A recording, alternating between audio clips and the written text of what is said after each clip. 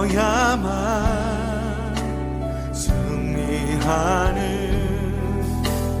놀랍고 영원한 신비, 지으신 그대로 회복시킬 우리의 창조주 그리스도, 십자가의 길로 아버지 뜻 이루셨네. 그가 이 땅에 오신 이유, 이제 우리에게 맡겨진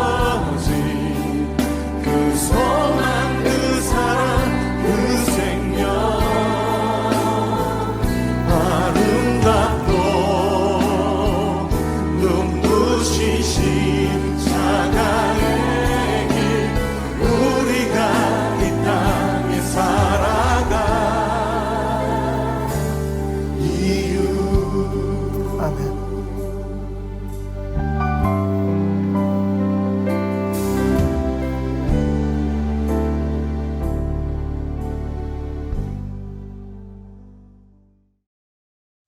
신약 성경의 첫 번째 네 권 한번 해볼까요? 사복음서 시작. 마태, 마가, 누가, 요한. 자, 이 말씀을 우리가 항상 많이 공부하고 묵상하고 그 말씀 안에 있는 하나님의 말씀대로 살려고 애를 쓰는데, 이 네 권의 책을 한 걸음 물러서서 지금 우리가 하고 있는 행간 묵상, 그 의도에 따라, 그 방법에 따라 잠깐 한 걸음 물러서서 보면 참 재미있는 사실을 알게 됩니다. 이 사복음서가 모두 89장으로 되어 있습니다. 여러분 알고 계시죠? 처음에 복음서가 쓰일 때는 장절이 없었습니다만, 하나님의 말씀 우리가 함께 공동체에서 예배 드릴 때 혹은 혼자 공부할 때 좀 편리하게 하나님의 말씀을 공부할 수 있도록 장절을 훗날 기도하고 하나님의 은혜에 사로잡힌 사람들이 결정을 하게 되었죠. 그래서 지금 이제 우리 성경에는 장절이 있는데, 이 사복음서의 장을 총 합해보면 89장이에요. 이 89장 안에는 예수님이 태어나실 것에 대해 예한 예수님의 족보, 그리고 예수님의 생애, 예수님이 태어나셔서 자라나셨던 짧은 이야기, 그리고 이 땅에서 행하신 모든 일들, 그리고 십자가에 못 박히시기까지의 그 걸음, 그리고 부활하신 후에 있었던 일까지 총 망라해서 이 네 개의 복음서에서 다른 관점에서 예수님의 생애를, 그리고 예수님의 사역을, 그분의 말씀을 기록하고 있습니다. 이게 89장이에요. 그런데 이 89장 가운데 우리가 오늘부터 기념하게 되는 일주일, 다시 말하면 예수님의 생애 마지막 일주일, 이 일주일에 대한 기록은 얼마나 될까요? 여러분 놀라지 마십시오. 무려 29장입니다. 자, 우리가 알기로 예수님께서 이 땅에 33년 동안 사셨다고, 30년, 약 30여 년을 사신 것으로 우리가 알고 있는데, 그러면 예수님의 30년 생애 가운데 마지막 일주일, 그러면 33년 곱하기 365 해보세요. 그 양에 비하면 마지막 7일은 사실은 굉장히 짧은 기간입니다.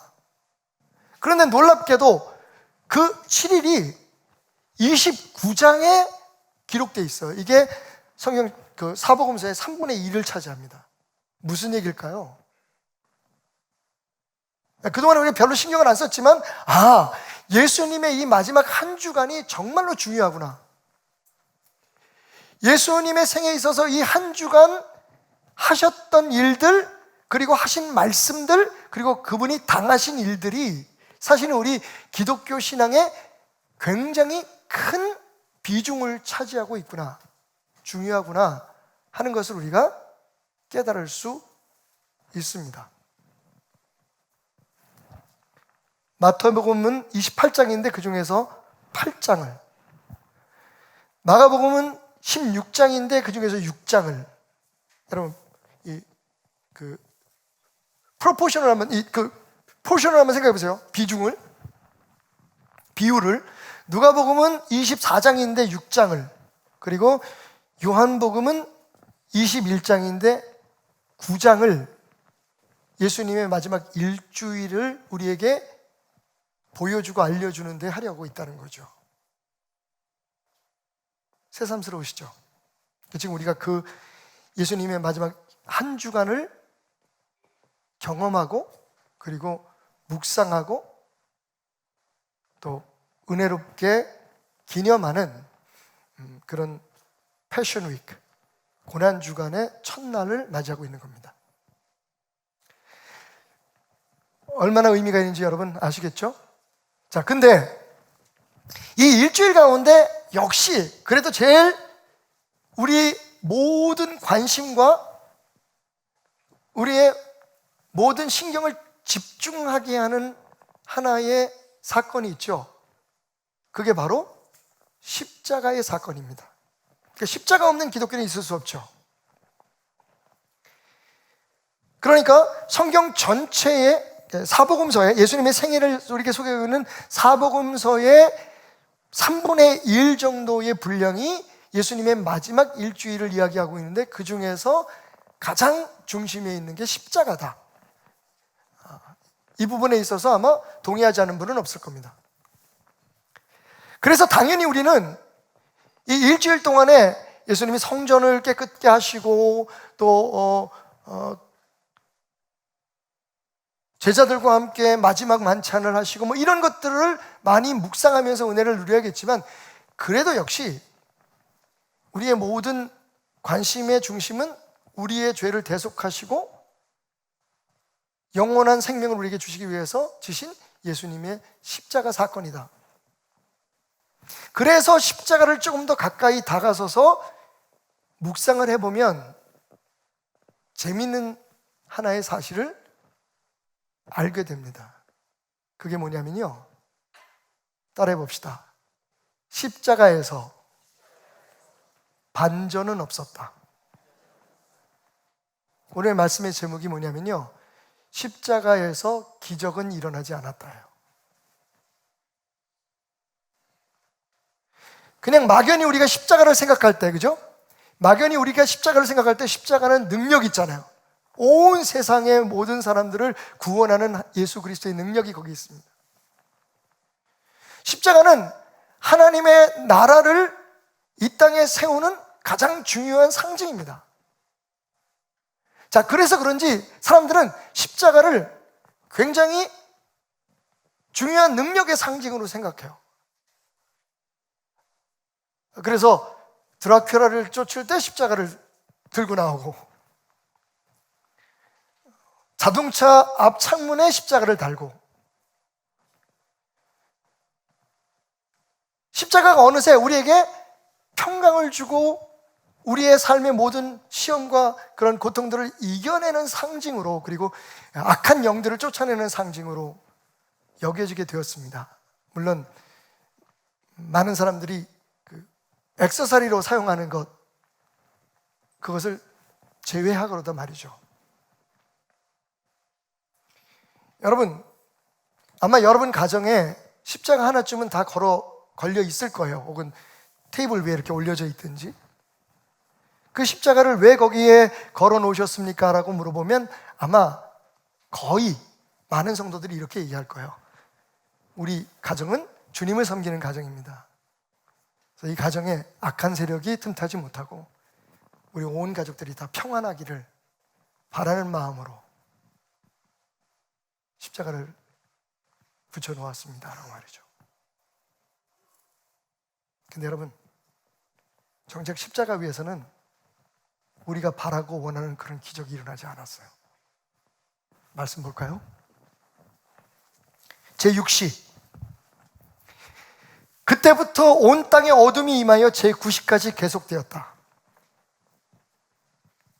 십자가 위에서 마지막 3시간을 우리에게 보고해주고 있는 마태복음의 말씀입니다.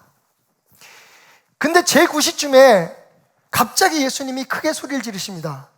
우리가 십자가의 그 칠언을 생각하는데 그 중에서 가장 극적인 장면이죠. 예수님이 크게 소리를 질렀다. 사람들이 들을 만큼 큰 소리였던 거죠.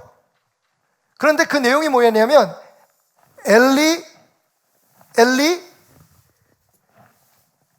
라마 사박단이었습니다. 그 유명한 말. 친절하게 해석을 해놨죠. 하나님 나의 하나님 어찌하여 나를 버리셨나이까. 자, 우리는 이 엘리 남아 살았다니까 무슨 뜻인지 알고 있습니다. 근데 그 주변에 있었던 사람, 그 많은 무리들, 예수님이 십자가에 못 박혀 죽는 모습을 바라보고 있었던 많은 사람들은 예수님의 그 외침을 어떻게 받아들였을까요? 보면 이렇게 말합니다. 거기 섰던 자 중 어떤 이들이 듣고 이 사람이 엘리야를 부른다 라고 생각하고 말했다는 거죠. 우리는 어차피 예수님이 사용했던 언어를 모르니까, 그죠? 이건 아람어로 알고 있는데, 언어를 모르니까 무슨 말을 했는지 그 해석이 필요하지만, 그 자리에 있었던 사람들은 엘리 나마 사막단이라고 부르시는 예수님의 음성을 듣고 바로 뭐라고 생각했냐면 엘리야를 부르기 시작했다라고 생각한 거예요. 큰 소리로 다 듣게. 자, 여기에는 아마도 예수님의 십자가형을 바라보고 있는 사람들의 마음속에 기대가 반영된 것은 아닐까. 여러분, 엘리야는 죽지 않고 불마차를 타고 하늘로 올라간 사람입니다. 예수님이 그동안에 살아계시면서 정말 많은 이적을 행하시고 죽은 자 살리시고 파도 치는 바다를 잔잔케 하시는 그런 능력 비롯해서 물고기 2마리 버리떡 5개로 5,000명을 먹이는 정말 엄청난 기적들을 많이 일으키셨어요. 그래서 예수님이 가시면 장례식이 깨져버려. 그러니까 절대로 예수님을 장례식에 초청하지 않으시기 바랍니다.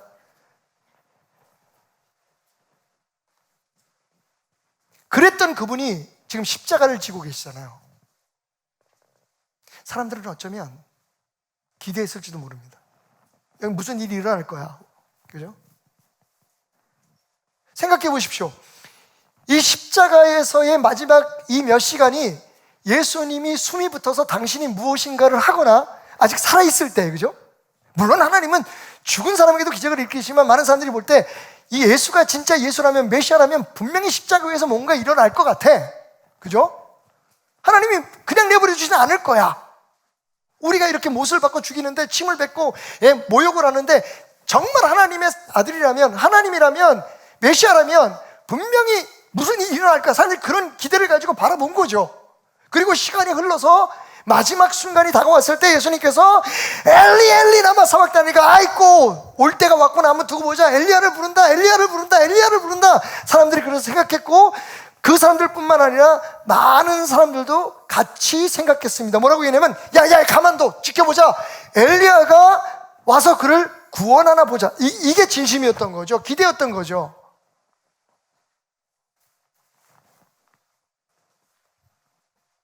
근데 여러분, 십자가에서 무슨 일이 일어났습니까?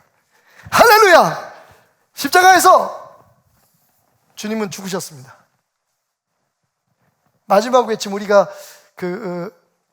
성경을 쭉 공부하면서 알게 된 거, 예수님께서 마지막에 내 영혼을 아버지의 손에 맡겨드립니다라고 외쳤을 것이다. 그게 마지막 외침이다 라고 우리가 추측하는데, 그렇게 외치시고는 여러분 그냥 아무 일 없이 죽었어요. 그냥 보통 사람 죽었어요.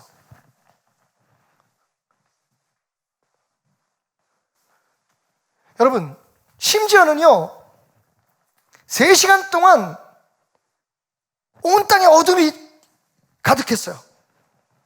여러분, 이보다 어떻게 더 십자가에 못 박힌 하나님의 아들이라고 주장하는 예수를 향해서 모든 사람들의 관심과 시선이 집중될 수 있는 순간이 있었겠습니까? 참, 하나님은 타이밍이 문제야.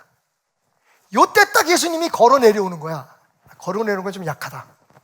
갑자기 어둠 속에서 예수님을 향한 서치라이트가 쫙 빛이 하늘에서 빛 한 줄기가 쫙 내려오면서 갑자기 거기서 연기가 나고 불꽃이 튀면서 예수님이 거기서 어벤져스의 캡틴 아메리카처럼 쫙 슬로비디로 내려와가지고, 짜잔 이것들아, 나 하나님 맞지? 라고 얘기를 했으면 짱 효과가 어땠을까요? 그 다음부터 예수님에 대한 소문, 예수님에 대한 모든 관심, 집중, 인기 막 대단했을 거예요. 그죠? 근데 아무 일도 일어나지 않았어요. 그냥 죽었어요. 기적은 언제 일어나느냐? 여러분, 사람들이 원하고 바랄 때는, 기억하시죠? 예수님 뭐라고 말씀하셨어요? 많은 사람들이 우리에게 기적을 보여달라 그러니까 예수님께서 너희들한테 보여줄 기적 없어. 요나의 기적 외에는 너희들에게 보여줄 게 없다라고 말씀하셨어요. 그렇게 거절하시더니 여러분 언제 진짜 기적이 일어나는 줄 아십니까? 하나님의 기적은 28장에 가서 안식일이 다 지나고 안식 후 첫날이 되려는 새벽에 막달라 마리아와 다른 마리아가 무덤에 갔다. 무슨 일이 벌어졌습니까? 28장 2절 큰 지진이 나며 주의 천사가 하늘로부터 내려와서 예수님의 무덤을 막고 있던 돌을 굴려냈습니다. 그리고 그 위에 앉아있죠.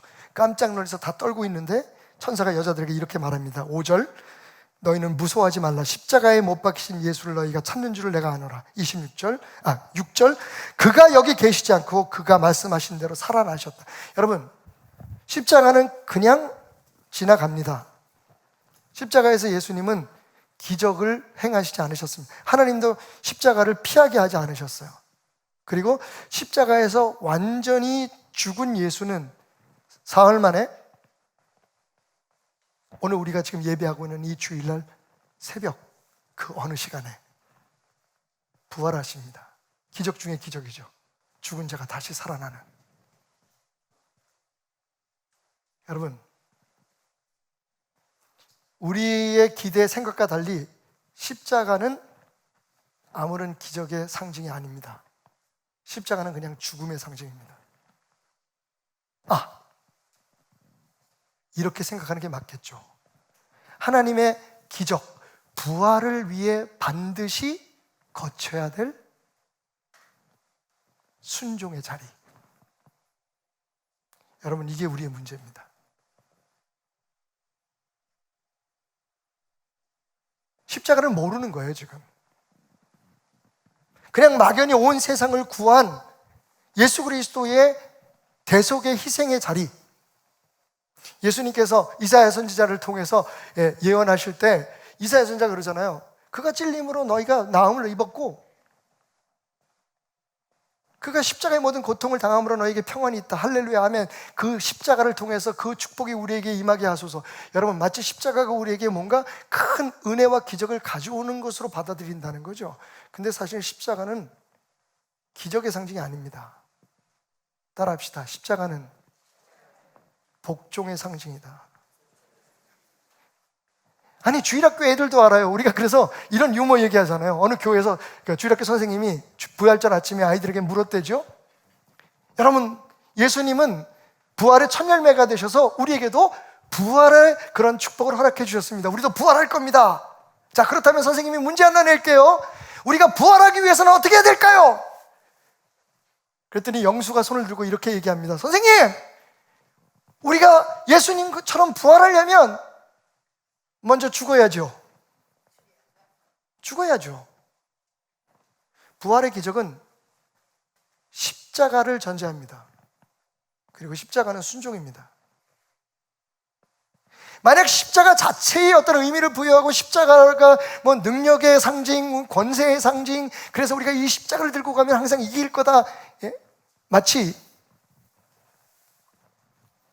십자군 전쟁에 나가는 사람들이 방패에 십자가를 그리고 투구에 십자가를 그리고 나가면 승리할 거라고 생각했던 것처럼 여러분 아닙니다. 십자가는 말 그대로 죽음의 상징이고 순종의 상징입니다.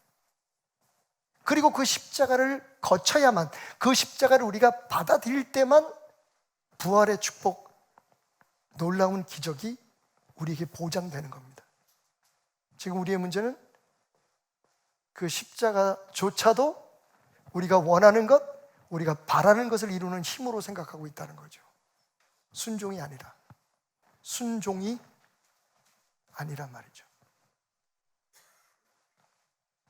여러분, 오늘부터 여러분 생각이 달라지셔야 됩니다. 십자가를 보실 때 뭘 생각하셔야 되는 줄 알아요? 제일 먼저 생각해야 될 게 바로 이겁니다.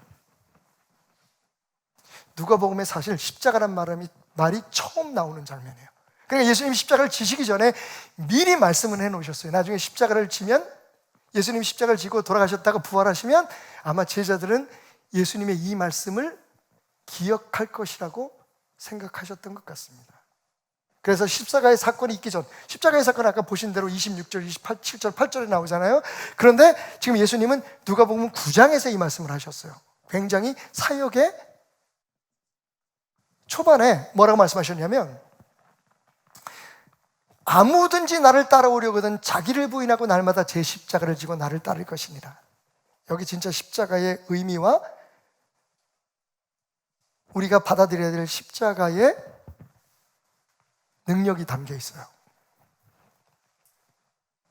나를 따라오려거든 십자가를 지고 따라와라. 몇 가지 우리가 눈에 띄는 거 있죠. 일단 제 십자가래요. 그러니까 우리 각자가 져야 될 십자가는 각자가 져야 된다는 거죠. 각자의 십자가가 있습니다. 그리고 당연히 십자가를 지래요. 자, 근데 여러분, 여기 우리가 중요한 게 있어요. 이 십자가 진다는 말은 기독교인들만 하지 않아요. 그죠? 십자가는 우리에게 어떤 의미로 지금 받아들여지고 있냐면 내가 하기 싫은데 해야 될 일, 남들이 안 하는 일. 재미있는 얘기 하나 들려드릴까요? 제가 3년 전까지 이 지역의 복지협의체 위원장으로 활동을 했습니다. 20개 동에 어려운 사람들을 관이 아니라 정부가 돕는 게 아니라 우리 스스로 힘을 모아서 돌봐주고 또 그들에게 필요한 것들을 공급해주는 그런 일들을 하는 모임을 만들고 그게 이제 지금은 보건복지부에 의해서 전국적인 조직이 되었습니다. 안타깝게 이게 자꾸만 정치 조직화돼 가는 데 대해서 제가 좀 불만을 느끼고 7년 만에 제가 그 일을 내려놨습니다만 그때 여러분 주변에 어려운 사람들 돕는 일은 꼭 우리 크리스천만 하는 일이 아니잖아요. 그러다 보니까 20개 동에 목사님이 8분이 위원장이었고 장로님이 2분이었고 그래서 도합 크리스천들이 적어도 그 직분을 가진 분들이 10명이 반 이상이 그 일을 했어요. 역시 교회는 살아 있습니다. 그리고 이제 나머지 삼청동에 여자 스님 한 분, 천태종의 그 스님이신데 걸쭉하십니다. 이분이 불교 방송의 사장도 하셨던 분이신데 그분 한 분하고 그 다음에 수녀원의 수녀님, 원장 수녀님 이렇게 구성이 돼 있었어요. 한 번은 한 50명을 상대로 하는 특별한 행사를 하게 됐는데 이제 그걸 하려다 보면 뭐 음식도 준비해야 되고 여러 가지 많은 것들이 좀 필요하잖아요. 그래서 이제 회의 절차상 제가 이제 물었습니다. 위원장님들 이런 일을 준비해야 되는데 이거 시간도 들고 돈도 들고 많은 사람들이 동원돼야 되는데 힘들 것 같습니다. 누가 했으면 좋겠습니까? 라고 의견을 제가 물었더니 이 스님이 탁 자리에서 조용히 일어나시더니 합장을 하시면 이럽니다. 목사님, 십자가는 제가 지겠습니다. 그 뒤에 나무에 답이 안 나와서 사실 그분은 저한테 간증을 하시는데 이날에 장로님 따님이셨대요. 근데 살다가 보니까 내가 이렇게 중이 돼서 그분 대놓고 말씀하시는 분이에요. 내가 부처님한테 제일 불만인 게 머리 빡빡 갖고 돌아가신 거. 머리 좀 기르면 어때? 뭐 이러시는 분인데 아주 그냥 그 자리가 박장대소해서 사람들이 그 생각해보세요. 스님이 일어나가지고 십자가는 제가 지겠습니다. 그러니까 얼마나 놀랐겠어요. 근데 여러분 그 십자가가 이 십자가 맞습니까? 아니죠. 그 스님의 말씀은 정확해요. 아마 대부분 우리가 생각하는 것처럼 남들이 안 하는데 나에게 주어진 짐 어쩔 수 없이 내가 져야 되는 거 내가 져야지. 남들이 안 하려고 하는 거 내가 하겠습니다. 마치 그죠? 많은 사람들이 제 십자가를 지고 하라니까 집에 병 들어있는 사람, 치매 걸린 부모님 이런 분들을 모시는 걸 십자가라고 생각해요. 십자가 맞습니다. 근데 정말 예수님이 지라는 그 십자가가 맞을까요? 여러분 여기서 우리가 놓치지 말아야 될 게 뭐냐면 제 십자가를 져라라고 말씀하시는 이 앞뒤를 설명하고 있는 부분입니다. 제 십자가를 지는데 여러분 뭘 위해서요? 목적이 중요하잖아요. 나를 따라오려거든이에요. 세상에서 무거운 짐 지고 그건 스님도 질 수 있어요. 남들이 안 하려고 그러는 건 내가 다 나서서 그래 그건 내가 할게 착한 마음으로 그럴 수 있어요. 근데 그걸 함부로 십자가라고 부르는 건 조심하셔야 됩니다. 그렇게 사용하셔도 돼요. 그 뜻이 아니까. 그런데 적어도 우리는 우리 주님이 지라고 한 십자가가 그 십자가가 아니라는 걸 알아야 돼요. 그게 어떤 짐이든 어떤 형태이든 여러분 목적이 주님을 따르기 위해서 져야 하는 게 십자가예요.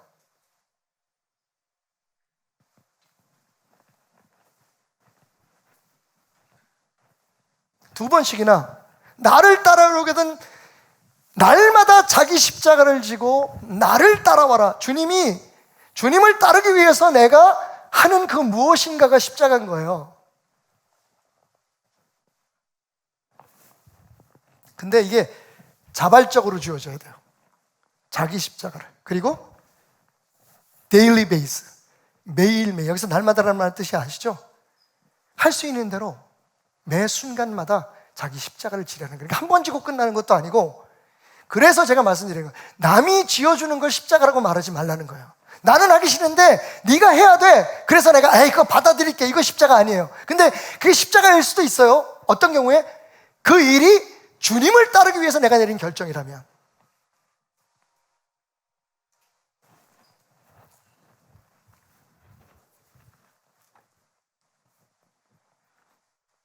그럼 십자가는 뭘까요? 다시 말씀드리지만 십자가는 여태까지 설명한 대로 순종 그 자체요. 순종인데 어디까지? 죽음까지도 감수하는 순종이에요.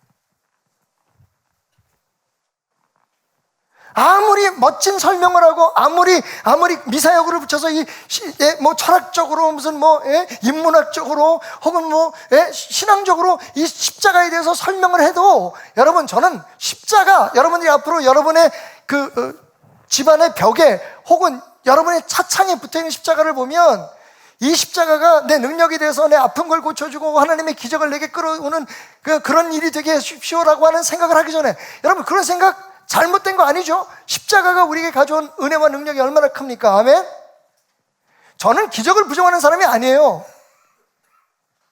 정말 저는 여러분의 삶 속에 예수 그리스도의 십자가의 그 은혜와 능력으로 말미암아 아픈 사람들이 병이 낫고, 사업에서 힘들고 어려운 사람, 자녀들을 주님 뜻대로 키우려고 하는 모든 사람들의 삶 속에 하나님의 기적이 일어나기를 주님의 이름으로 축원하고, 그리고 그렇게 기도하는 목사예요.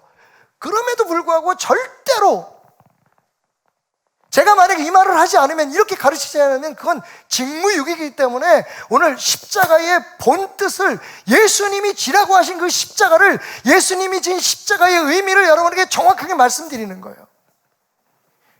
너의 삶에 내가 원하는 것을 이루기 위해서, 내 삶에 일어나면 안 될 일을 피하기 위해서 십자가를 지라는 말씀이 절대로 아닙니다.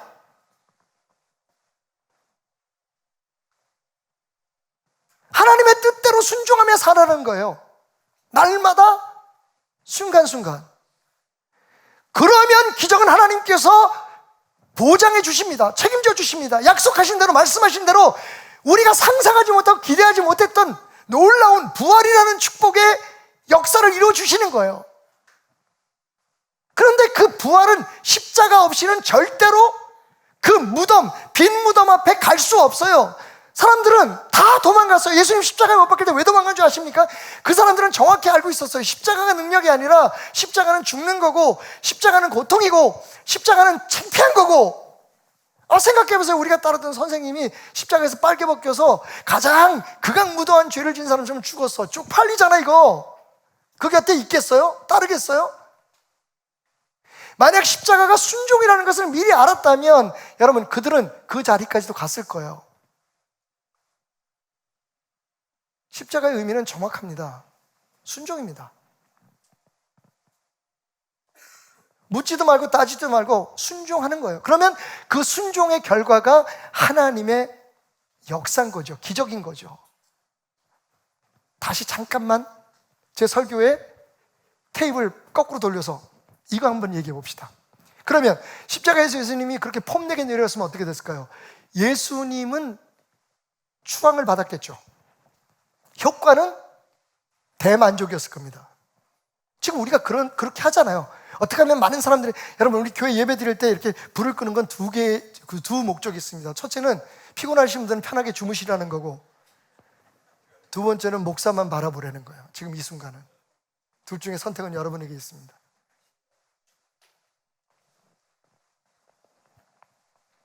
세 시간 동안 빛을 잃었어요. 여러분, 모든 관심이 쏠렸을 때 예수님이 빛 가운데서 빠바 나타났으면, 우와, 이게 대박이지 뭐.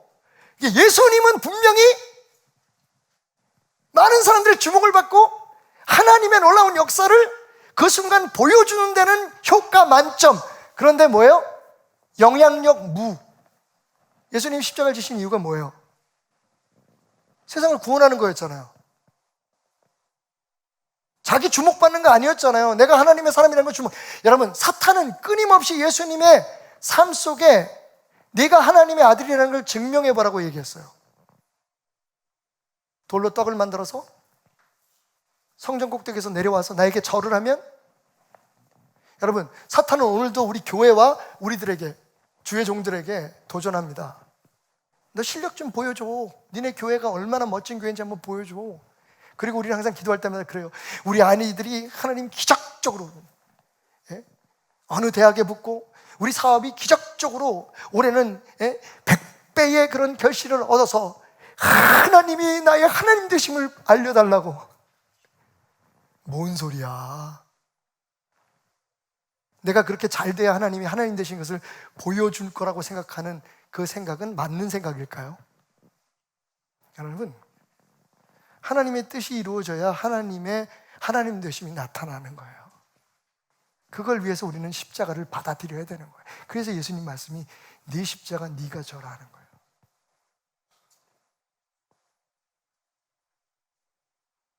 어떻게 해요? 날마다. 매사에 여러분, 그러니까 이 일을 통해서 내가 하나님의 영광을 나타내야지, 이 일이 잘 되면 하나님의 영광이 나타날 거라고 하는, 사실은 내 자신의 생각과 내 자신의 기대가 아닌 이 일을 통해 내가 하나님 앞에 순종하게 해달라는 게 첫 번째 기도 제목이 돼야 돼요. 이걸 지금 우리가 안 해요. 결과를 생각해요. 십자가에서 예수님이 걸어 내려오길 원해요. 십자가에서 예수님이 그냥 그 자리에서 승천하시길 원해요. 여러분, 폼 괜찮습니까? 이게 지금 이 시대의 주의 종들과 교회들이 갖고 있는 착각이에요. 힘을 보여주고 능력을 보여주고 무슨 일을 할 때 거기에 대한 결과를 보여줘서 와, 하나님 살아계시네. 여러분, 맞아요. 그 순간에는 정말 하나님이 어떻게 저렇게 됐을까라고 얘기하겠죠. 근데 하나님이 정작 원하시는 건 그 결과는 하나님 앞에 맡기고, 여러분, 어떻게 하라고요? 그 일을 하나님 뜻대로 하라는 거예요. 하나님의 영광을 나타내기 위해서 너희들이 만들어내지 말고, 너희들 생각으로 하지 말고, 뭐 내 영광에 운운하면서 사실은 니네들 욕심 채우지 말고 십자가 져라. 예수님이 여러분 기도하셨던 장면을 우리는 기억해요. 이거 기억해야 돼요. 예수님 십자가 지기 원하지 않으셨어요. 예수님도 어쩌면 그 마지막 순간에 극적인 일이 일어났으면 하는 걸 많이 생각하셨을지도 몰라요. 십자가를 향해서 걸어가시면서. 근데 예수님의 결론은 뭐였어요? 이게 아버지의 뜻이니까 아버지의 뜻대로 내가 순종하리이다. 내 뜻대로 마옵시고 내 뜻대로 아버지의 영광을 위해서 하소서가 아니에요. 내 뜻대로 마옵시고 아버지의 뜻대로 하옵소서. 십자가는 여러분 길게 얘기하지 않겠어요?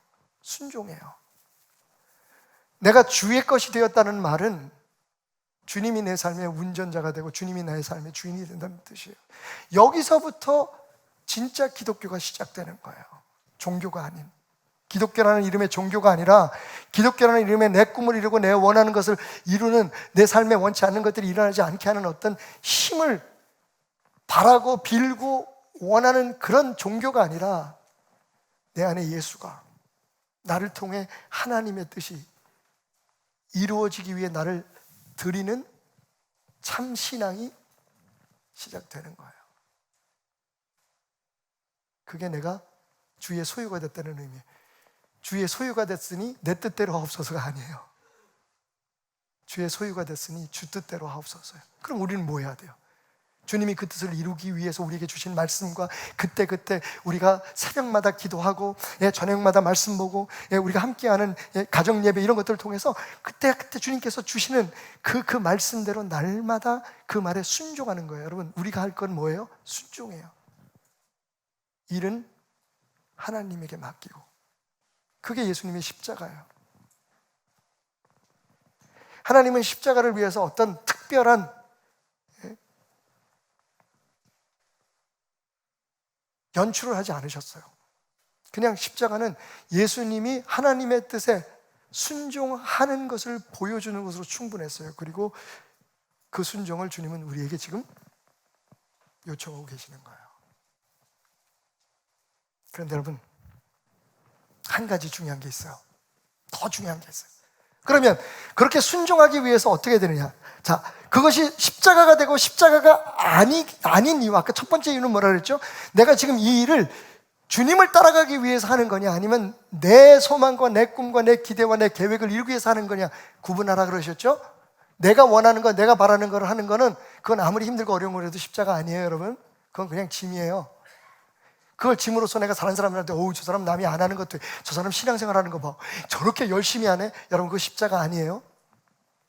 내가 어떤 열심을 하든, 내가 무엇을 하든, 아니면 시간이 없어서 다른 사람처럼 열심히 그 교회는 못 나오지만 그래도 어디서 있든지 내가 주님의 뜻을 따르려고 하든, 여러분, 눈에 보이는 것과 관계없이 중심이 중요해요. 모티베이션이 뭐냐는 거예요. 루하우, 그 사람의 동기가 뭐냐는 거예요. 중심이 뭐냐. 주님은 중심을 보시니까요. 우리 사람들처럼 겉에 보이는 거 가지고 저 사람 참 믿음 좋은 것 같아. 저 사람은 대단해. 남들이 안 하는 저런 일을 하네. 남들이 못하는 저런 일을 하네. 몸이 아픈 남편을 뭐 몇 년씩이나 저렇게 똥오줌 다 받아대면서 하네. 여러분, 중요한 건 그게 내가 예수님을 따르기 위해서 하는 일이냐 하는 거예요. 두 번째는 여기 있어요. 자기를 부인하고 하는 거라는 거예요. 왜냐하면 하나님을 우리의 삶에 온전히 담으려면, 하나님의 뜻이 우리의 삶을 주장하고 온전하게 만들려면, 여러분, 아르네오마이, 헬라어로 아르네오마이라고 하는 이 원형 동사는 무슨 뜻을 하냐면 부인하다는 거예요. 나를 부정한다는 거예요. 크게 두 가지의 뜻이 있어요. 하나는 내가 없는 것처럼 생각한다는 거예요. 두 번째는 내 뜻대로 하지 않는다는 거예요. 이 짧은 말씀에 십자가의 복음이 담겨 있다는 걸 행간 묵상을 통해 우리는 다시 한번 read the between the line. 우리가 그냥 직관적이고 빠른 생각으로 딱 십자가를 지래. 오늘도 나는 이 무거운 일, 남이 안 하는 이 험한 일을 내가 한다.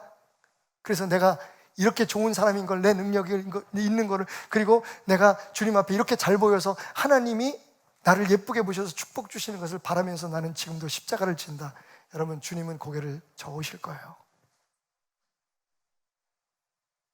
왜냐하면 진짜 십자가를 지는 것의 첫 번째 단계는 나를 부인하는 거거든요.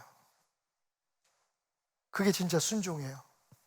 여러분, 우리가 단순히 누구의 말에 따른다는 것을 순종으로 생각하면 그걸 따라서 내게 유익한 쪽만 따라가지고 순종이잖아요. 그죠? 그것도 잘하는 거죠. 거역하는 세대에서 그렇게 하는 사람도 많지 않죠. 근데 여러분, 진짜 순종은 뭐예요? 그분이 원하는 대로, 그분이 뜻하는 대로, 그분의 때에 되어야 할 일을 내가 그대로 받아들이는 거예요. 그죠? 내 생각과 관계없이. 그래서 주님은 십자가를 지라고 말씀하실 때 이 말씀을 하세요. 너를 먼저 비워야 돼. 네가 원하는 대로 되지 않아도 내 말대로 되는 것을 선택해야 돼. 날마다 내 십자가를 져라. 그러기 위해 너는 내 자신의 주도권을 내 말씀 앞에, 너희를 승리케 하고 너의 삶을 기적으로 만들 내 앞에 너의 모든 권세와 권위를 내려놓아라. 너를 통해 내가 일할 수 있도록 너를 비워라. 그리고 네가 져야 될 십자가를 다른 사람들이 지게 하거나 남들이 안 하는 걸 네가 한다고 좋아하지 말고 너의 십자가를 네가 너의 선택으로 내 말에 순종해라. 그게 나를 따라오는 거다. 여러분, 저는 이 말씀에 감격할 수밖에 없었던 건, 그렇게 네가 가면 내가 널 축복해 주길 말씀하지 않으시고 뭐라 그래요? 나를 따라와라. 주님 같이 가신다잖아요.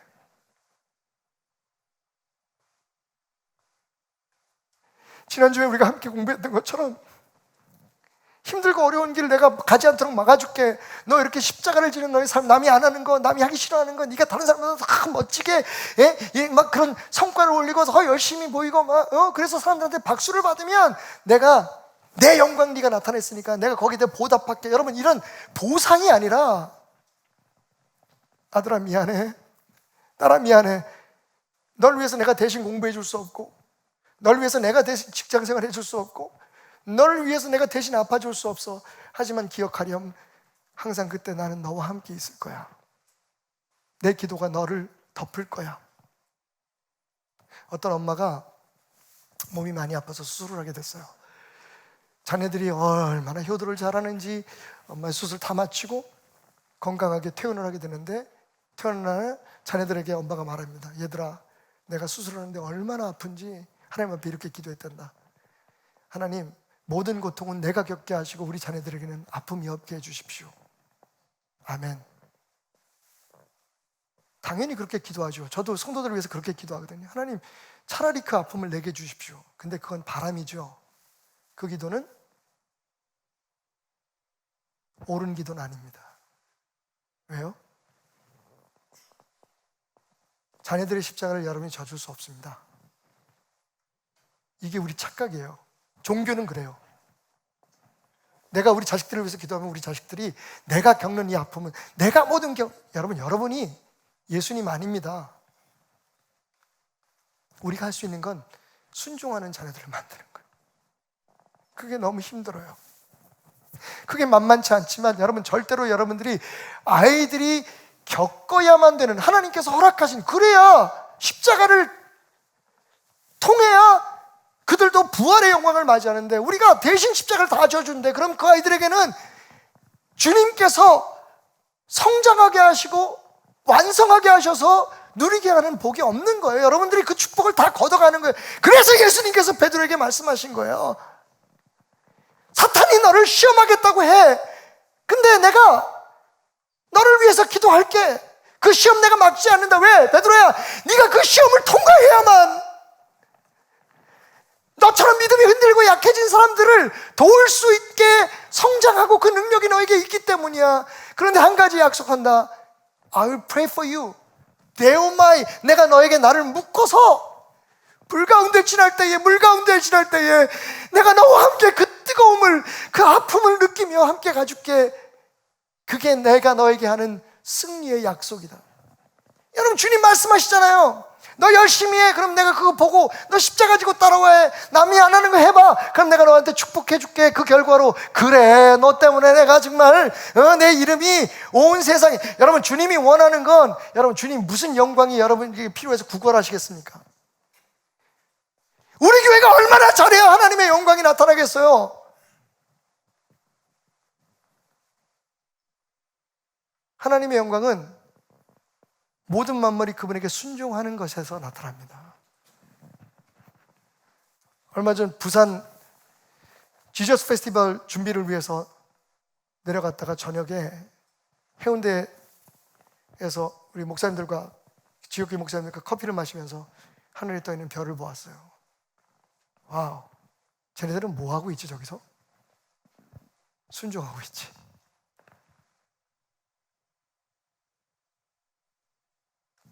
자기를 비우는 거예요. 그러니까 목적, 의도, 시도, 모든 것들이 동기에서부터 내가 주도가 되면 안 돼요. 이렇게 하면 하나님 기뻐하시고 저렇게 하면 기뻐하시고. 그러니까 하나님의 말씀을 이러니까 이걸 내가 원하는 대로 해석하는 거, 그거 십자가 아닙니다.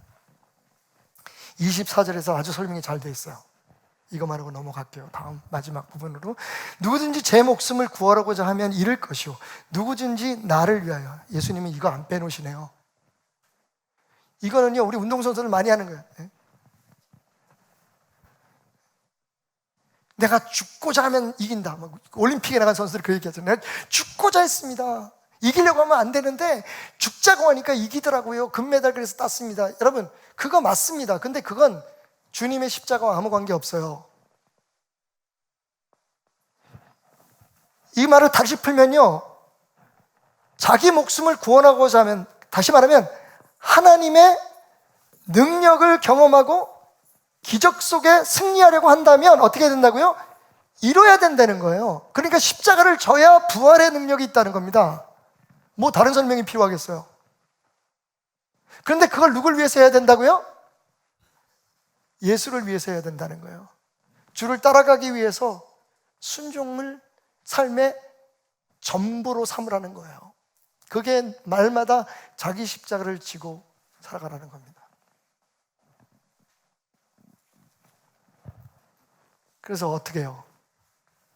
자기를 비우는 법을 배워야겠죠. 성경에 답은 다 있죠. 저는 그걸 자기 비움을 죽음이라고 표현했습니다. 아까 24절 말씀에서 따서. 그러면 어떻게 죽을까? 하나님 앞에서 나를 어떻게 죽일까? 매일매일 어떻게 죽일까? 매사의 일에 나를 어떻게 죽일까? 예수님께 죽는 법을 배우십시오. 참 희한하네. 교회 살라고 왔는데 죽으래네. 여러분, 그게 제 목회의 핵심입니다. 저는 오늘 이 예배를 통해서 여러분이 죽기를 원합니다. 왜요? 죽으면 하나님이 여러분을 살릴 거니까. 썩어질 것을 여기서 죽이면, 잠시 영광을 위해서 십자가에서 내 힘으로 내려올 것을 포기하면 하나님께서 여러분뿐만 아니라 주변 사람들을 구하고 여러분 주변 사람들에게 생명을 주는 일에 사용하실 거니까. 어느 걸 택하시겠어요? 당신의 명예, 당신의 뜻대로 굴러가는 세상, 아니면 하나님의 뜻이 이루어지는데 당신이 쓰임 받는 것. 이게 십자가와 십자가 아닌 거의 차이예요. 예수님이 어떻게 비우셨습니까? 예수님이 어떻게 죽으셨죠? 십자가에 죽으셨어요. 여기 보면 죽기까지 복종했다. 제가 지금 말씀드리는 거죠? 복종이에요. 예수님께서 결국은 그의 삶은 죽기까지 복종하는 것이었어요. 내가 이런 기적을 일으켰다, 너희의 삶에도 이런 기적이 일어날 거야, 이걸 과시하시는 게 아니라 예수님의 삶의 최고는 십자가예요. 그 외 것들은 다 하나님이 하신 거예요. 하나님으로서 하신 거예요. 인간이 하는 건 복종이에요. 우리가 해야 될 건 순종이에요. 하나님 말씀 앞에. 어떻게 해요? 첫째, 6절 보십시오. 근본이 하나님의 본체시나 하나님과 동등됨을 취할 것을 여기지 않았다. 여러분, 따라합시다. 하나님 되는 것을 포기하라. 이걸 배워야 돼요, 예수님한테. 여러분, 우리가 하나님의 영광을 위해서 일한다고 하는 것도 우리가 하나님 노릇하는 짓들이 많아요. 내 생각, 내 방법, 내 기대로 하나님 이렇게 하면 기뻐하시겠지, 이게 하나님 영광을 돌리시겠지. 여러분, 성경은 뭐라고 얘기하냐면 그 순간에 십자가를 지라는 거예요. 네 생각이 아니라, 네 방법이 아니라, 여러분, 기독교의 가장 은혜로운 시점이 어딘 줄 아십니까? 내가 나를 아무것도 아니라고 인정하는 데 있어요. 그렇게 고백해놓고는 금방 교회에서 짝 먹으려고 그래. 가정에서 대접받으려고 그래. 어디 사회나 어떤 직장에서 나를 잠깐만 드높이라. 근데 인간의 본성이에요. 그래서 예수님 말씀하시는 거예요. Deny yourself. 진짜 십자가를 지려면 매일매일 너를 죽이지 않으면 안 돼. 그게 본성이에요. 저도 마찬가지예요, 여러분. 그게 힘든 거예요, 저도.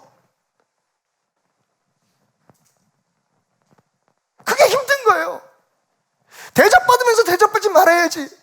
칭찬받으면서 칭찬받지 말아야지. 또 안 그러면 왜 칭찬 안 해줘? 왜 대접 안 해줘? 그 마음을 죽이고 오늘 주님 이 상황에 내가 뭘 해야 될까요? 주님의 음성에 귀를 기울이는 게 제게는 너무 힘든 거예요. 그런데 사랑하는 성도들에게, 적어도 내 사랑하는 여러분들에게는 그 힘듦을 나누고 싶은 거예요. 예수 믿어서 잘 되려고 하지 마십시오. 예수 믿는 목적은 그 말씀에 순종하는 겁니다.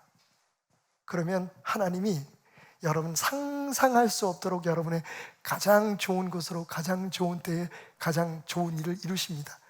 결국 그게 그거지. 할 말 없어요. 순종하십시오. 지금 당장 우리는 앞에 해야 될 건 계획이 아니고 순종입니다. 그게 십자가예요. 성경 전체를 털면 그것에 딱 우뚝 서 있는 바로 그 십자가. 여러분, 성경이, 하나님의 말씀이 우리에게 주는 메시지의 가장 핵심은 순종이에요. 신앙이 뭐라고요? 믿음 좋다는 게 무슨 뜻이에요? 순종 잘한다는 말이에요. 어떤 사람이 으뜸이 됩니까? 순종 잘하는 사람이에요. 누가 목사의 자격이 있고 장로의 자격이 있습니까? 순종할 줄 아는 사람이에요. 자기 생각대로 자기 뜻대로 뭘 하는 사람이 아니라, 누가 남을 가르칠 수 있습니까? 자기가 순종하는 사람이에요. 가정에서, 직장에서 여러분 하나님 됨을 포기하십시오. 이걸 못 배우니까 하나님 뜻을 못 받아들여요. 내가 생각하고 다르면 막 거기에 대해서 아기로 하려고 그래요.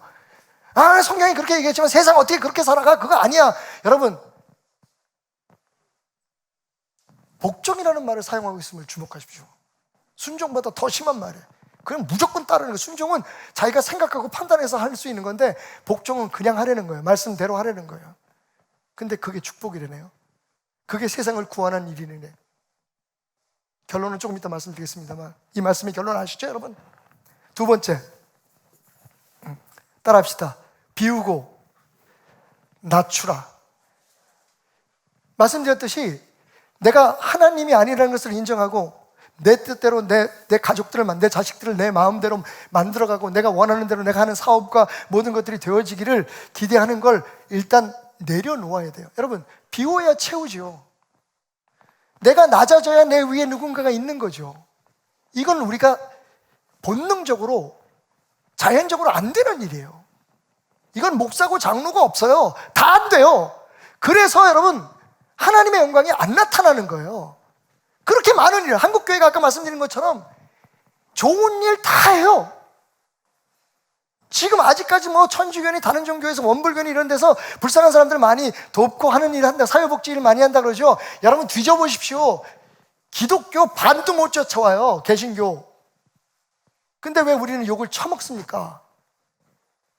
자기를 비우지 않으니까 그래요. 그러니까 그렇게 하는 일조차도 주님이 순종하는 마음으로 하는 게 아니라, 교회가 하는 일이 몇백억을 쓰고 몇천억을 써도 그게 하나님이 뜻대로 순종하는 게 아니라, 그렇게 해서 우리 교회가 힘있고 내가 목회 잘하고 있다는 걸 보여주려고 하니까 문제가 되는 거예요. 비워야 돼요. 비워야 하나님의 뜻이 담겨지죠. 낮춰야 하나님이 나를 끌고 가시죠, 우리 교회를.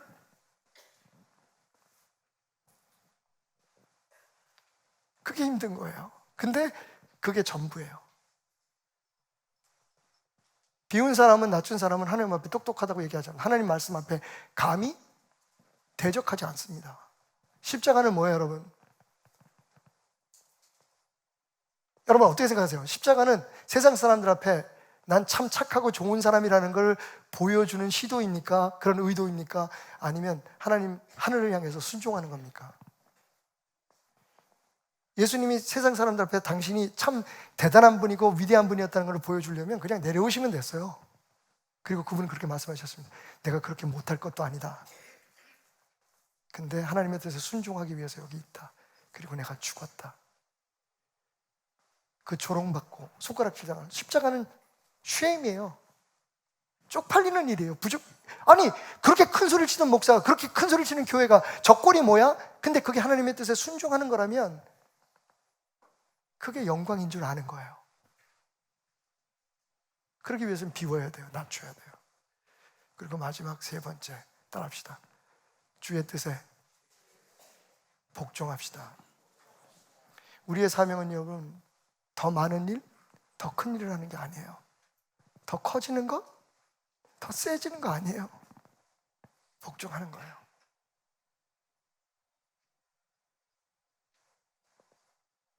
거기서부터 잘못되면 우리는 주님의 나라가 아닌, 우리가 꿈꾸는 주님의 도움을 기대하고 바라는 나라를 세워나가게 되는 거죠. 그리고 그것은 세상의 것과 다름없이 무너지게 될 겁니다. 이 말씀의 결론 아시죠? 이러므로 하나님이 그를 지극히 높여 모든 이름에, 보세요, 하나님과 동등됨을 여기지 아니하고 자기를 낮추고 비워서 종처럼 섬기고, 그리고 하나님의 말씀에 복종했더니 하나님께서 그를 지극히 높이사. 이게 부활이에요.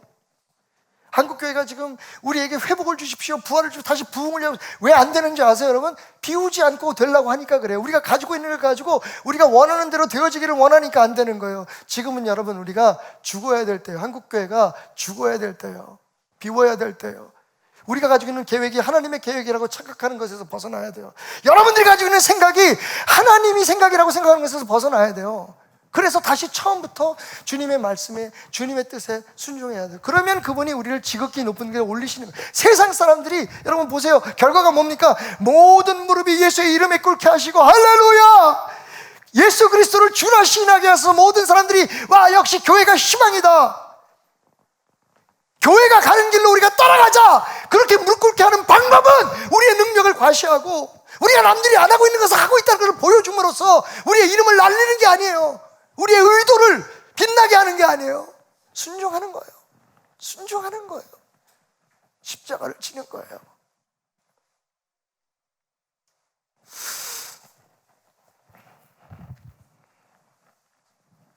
하나님이 하시는 거예요. 그걸 믿지 않는다면 우리는 교회가 아니에요. 우리가 하지, 우리가 힘 모아서 왜 못해? 우리가 하지? 그거 교회 아니에요. 초대교회는 그렇게 부흥하지 않았어요. 기독교 역사 속에 여러분, 사람들이 강하고 똑똑해서 되어진 일이 없어요. 가장 낮고 약했을 때 하나님께서 들어 쓰셨죠. 그런데 지금은 그 부흥의 데피니션조차도, 정의조차도 바뀌어버렸어요. 우리가 힘을 모으고 밖에 나가서 과시하고 십자가에서 내려오는 모습을 보여줘서 세상을 장악하겠다고요? 하나님 없는 교회예요. 하나님 있는 교회는 딱 한 글자, 순종만 있어요. 그걸 찾아가는 게 신앙이에요. 제겐 그게 목회고요. 오늘 좀 빨리 끝내려고 그랬는데 또 주무시는 분들은 이제 깨시고요. 지금이 중요해요. 근데 자는 사람도 그 하나님 뜻으로 자는 거면 순종이니까 그 십자가 지는 거예요. 내버려두세요. 어쩔 수 없어요. 내가 한 입으로 두 말 할 수 없잖아. 자, 이제 이 십자가 얘기로 돌아가겠어요. 성프란시스가 아주 유명한 그 일화를 남겼죠. 성프란시스의 뒤를 따르려고 하는 사람들이 그의 제자가 되기 위해서 몰려들었습니다. 그의 수도원에, 그가 운영하는 수도원에. 근데 원래 성프란시스의 주장 자체가 청빈이잖아요. 그러니까 뭐 거기 사재고 뭐고 없어. 다 일해야 돼. 가장 낮은 데서. 그래서 그 자기가 일한 걸 가지고 함께 나눠 먹고, 심지어는 교회 밖에, 수도원 밖에 사람들에게 그것을 나눠주는 게 그 프란치스칸의 성프란시스를 따르는 사람들의 그런 의도였어요. 그리고 불쌍한 사람, 아파하는 사람은 같이 아파하고, 기뻐하는 사람 같이 기뻐하고, 그리고 무엇보다도 그 모든 것이 하나님의 뜻에 순종하는 것이어야 된다는 것이 주장이었어요. 사람들이 모였습니다. 근데 갑자기 성프란시스가 이렇게 얘기하는 거예요. 나 지금 볼 일이 있어 나갔다 와야 되는데 대신 내가 여러분들에게 과제를 하나 드리겠습니다. 그대로 하십시오. 여러분 잘하는 얘기예요. 그러면서 배추 모종을 하나씩 준 거예요. 배추를, 어린 배추를. 이 배추를 여기 밭에다 심으십시오. 근데 제가 먼저 심어 볼 테니까 제가 하는 대로 하셔야 됩니다. 그리고는 배추를 심는데 이상하게 배추를 거꾸로 심는 거예요. 뿌리를 바닥에 심는 게 아니라 배추 머리를 갖다가 꽂는 거예요. 사람들이 보면서 이상하게 생각, 어떤 사람은 비웃었어요. 바쁘신가 보다. 뭔가 좀 잘못했겠지. 여러분, 그게 당연한 생각이에요.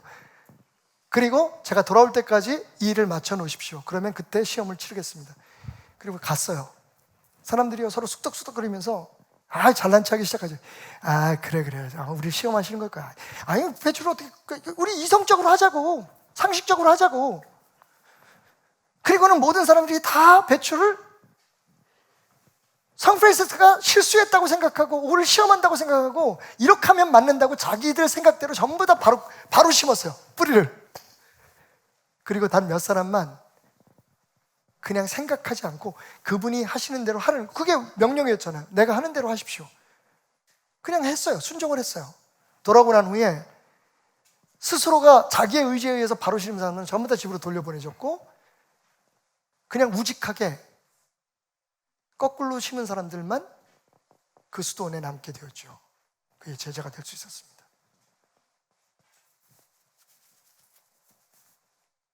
타우 십자가의 의미예요. 내가 주님의 것이 되었다는 건 그래서 내가 주님 때문에 이 세상에서 잘 되고 대박 났다는 뜻이 아니라 주님의 것이니까, 주님 최우선, 주님 내 삶의 주인. 무슨 일을 하든지 그분에게 묻지 않고는 움직이지 않기, 그리고 사람들 앞에 내 뜻이 이루어지고 내 기도가 이루어진 걸 하나님의 축복이고 기적이라고 얘기하지 않기. 매일매일의 삶 속에 따라합시다. 십자가 지고 죽기.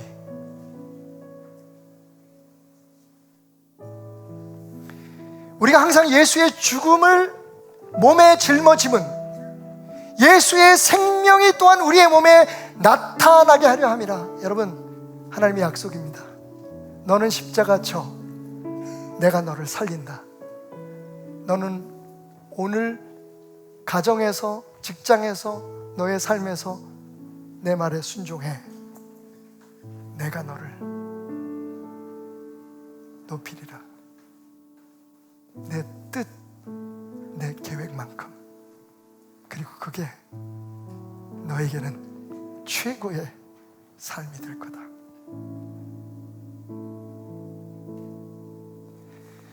내 마음의 주를 향한 섬김이 나의 말엔 주가 주신 진리로 나의 눈엔 주의 눈물 채워주소서. 오늘 들은 말씀 묵상하면서 찬양합시다. 고백합시다. 내 입술에 찬양의 향기가 두 손에는 주를 닮은 섬김이 주를 향한 섬김이 나의 삶에 주의 흔적이 남게 하소서. 자리에서 일어나서 함께 찬양합시다. 기도하는 마음으로 고백합시다. 하나님의 사랑이 영원히 함께하니 십자가의 길을 걷는 자에게 순교자의 삶을 사는 이에게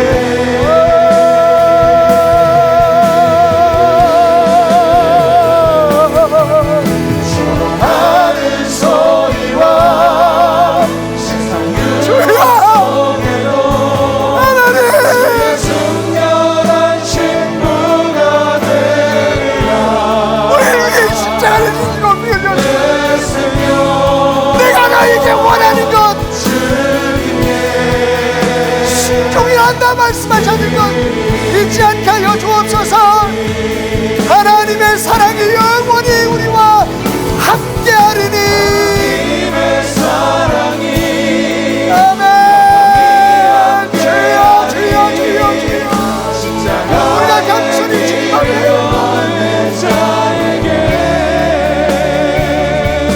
우리 자신을 내려놓아 주의 뜻이 하늘에서 이루어진 것처럼 땅에서도 이루어질지어다. 소리하는 소리와 세상 속에도 주의 순결한 신부가 되리라. 여러분, 그렇게 되시길 원하시면 큰 소리로 아멘. 나이는 주의 것입니다. 십자가의 길을 걷겠습니다. 고백합시다. 최후 승리를 얻기까지.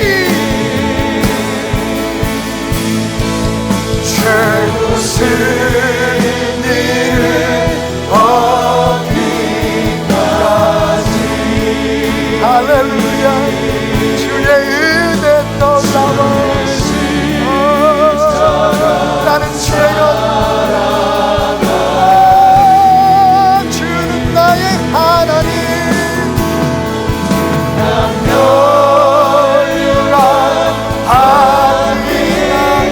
우리 짧지만 한 1분만 뜨겁게 기도하고 합시다.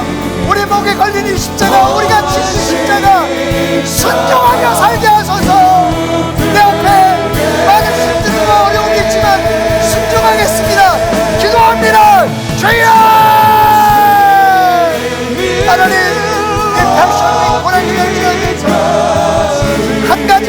생각나게 하소서. 한 가지만 생각하게 하소서. 주의 뜻을 밝게 알고 주의 말씀에 순종하는 하나님의 사람 되게 하소서. 하나님의 힘든가 고난들, 내 앞에 뜻대로 되지 않는 일들은 나의 것이 아님을 고백합니다. 주여, 십자가에서 그 죽음, 그 창피, 그 고통을 당하시기까지 순종이 답니다. 순종이 기적이다. 순종이 은혜다.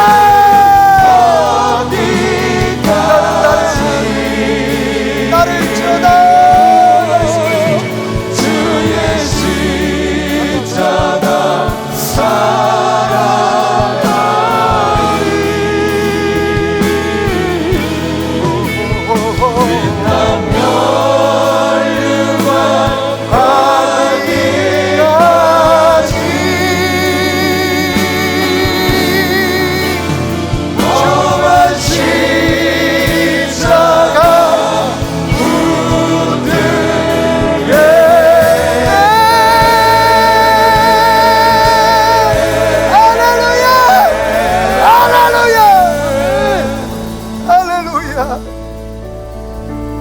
많이 아팠습니다. 주님, 많이 힘들었습니다. 뜻대로 되지 않는 일들로 인해서 하나님 너무 힘들었습니다. 마땅히 존경받아야 되겠다고 생각했던 사람들에게 자존심 상할 때 화도 났습니다. 암이라는 질병, 코로나라는 질병, 병석에 누워서 하나님 어디 계시냐고, 그냥 내버려둘 거냐고, 너무 아프다고 하나님 앞에 몸부림칠 적도 있었습니다. 그때 아파하는 나 때문에, 그때 이렇게 하지 않아도 될 것 같은데 왜 나를 도와주지 않는다고 않느냐고 생각했던 내 자아 때문에 내가 힘들었다는 것을 고백합니다. 그 병석 구석진 곳에 주님이 나와 함께 계셨는데, 그 힘들고 답답한 곳에 주님이 함께 계셨는데, 내가 돈도 좀 벌고 몸도 건강해야 주님 기쁘게 드리지 않겠습니까? 주님 마음을 아는 것 없이 헛소리로 외쳤던 나를 불쌍히 여기소서. 그 십자가를 지고 있는 너를, 십자가를 진 내가 붙들고 있지 않니? 그 십자가를 짐으로 네가 너를 내려놓을 때 부활의 아침이 너에게 있음을 기억해 줄 수 있지 않겠니? 나도 아프다. 이 아픔을 견뎌야 되는 너를 보며, 사랑하는 너를 보며, 내 목숨까지 아낌없이 내준 너를 보며 나도 아프다. 하지만 아들아, 사랑하는 딸아, 우리 그 아침 활짝 열린 돌무덤, 그 부활의 자리까지 함께 가자. 너를 떠나지 않고 버리지 않으마.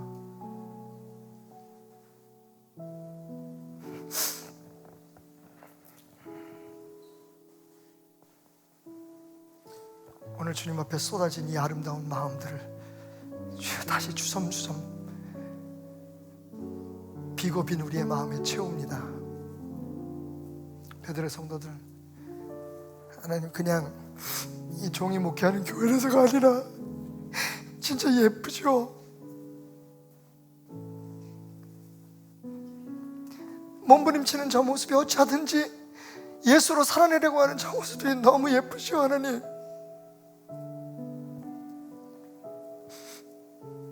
주의 약속대로 저들 곁에 계시고 이 풍랑이 지나고 난 후 저 깊은 바닷물 속 그 잔잔함처럼 주님과 함께 저 하늘을 날아오르는 새처럼 주님이 허락하신 그 자유와 그 축복을 누리게 하여 주옵소서. 병석에 있는 모든 성도들을 오늘도 지켜주시고, 주변 사람들이 아파해서 힘들어하는 가족들도 하나님 지켜주시고, 세상의 십자가도 지지만 주님의 말씀이기에 기쁨으로 그 십자가를 지고 따라가는 모든 사람들을 축복하소서. 드려진 예물들, 온라인 오프라인으로 예배하는 모든 성도들의 고백과 드려진 물질들 하나님 받아주시고, 십자가를 지고 나가는 그들의 모든 권속들의 삶을 축복하소서. 예수 그리스도의 은혜와 변치 않는 하나님의 사랑과 성령님의 역사하심이 영원히 함께 하시기를 축원하옵나이다. 아멘.